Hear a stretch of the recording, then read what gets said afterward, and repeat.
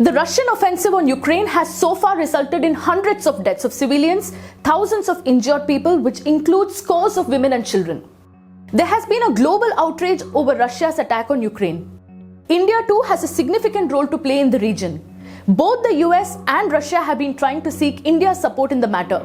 But India, that has so far been playing a balancing act, this time made its stand a bit more clear.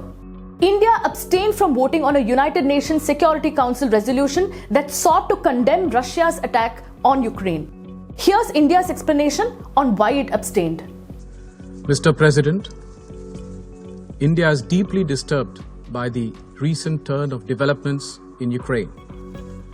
We urge that all efforts are made for the immediate cessation of violence and hostilities.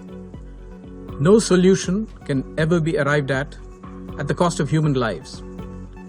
We are also deeply concerned about the welfare and security of the Indian community, including a large number of Indian students in Ukraine.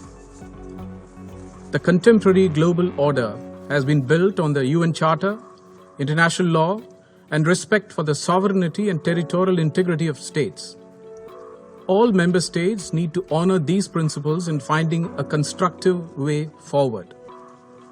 Dialogue is the only answer to settling differences and disputes, however daunting that may appear at this moment. It is a matter of regret that the path of diplomacy was given up. We must return to it. For all these reasons, India has chosen to abstain on this resolution. I thank you. That was Ambassador of India to the United Nations, T.S. Tirumurthy talking. With India's abstention, the vote saw only 11 members of the 15-member UN Security Council that voted in favor of the resolution. While India, China and UAE abstained from the vote, Russia voted a big no.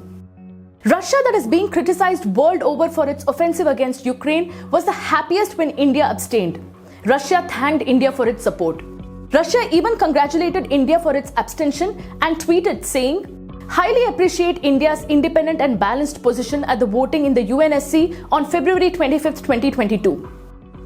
In the spirit of the special and privileged strategic partnership, Russia is committed to maintaining close dialogue with India on the situation around Ukraine."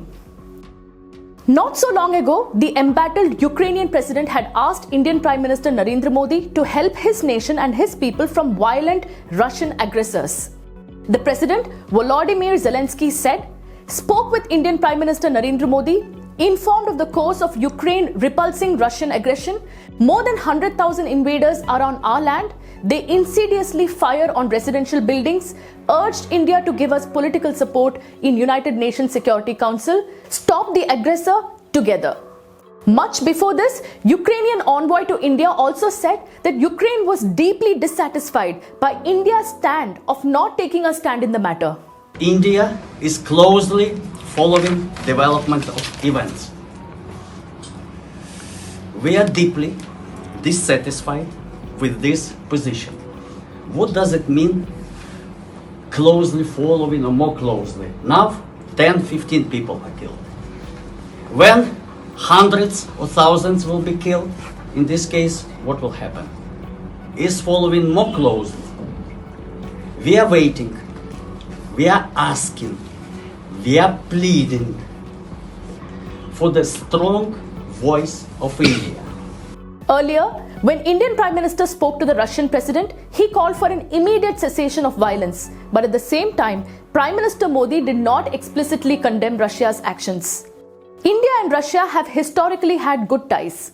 India has been procuring arms from Russia, and both the nations term this relationship as a special and privileged strategic partnership. With thousands of Indian students stranded in Ukraine, coupled with India's ties with Russia, India sees itself in a tight spot over this issue. But extending support to Russia in its human rights violations through an act of silence may not really be the right approach. India may have slipped through the crack of the door this time around by failing to take a position and trying to appear balanced. But as they say, India's silence speaks volumes. It may be a calculated stand diplomatically, but did India lose its standing in the world stage by being a mute spectator when Russia continued to bleed Ukraine?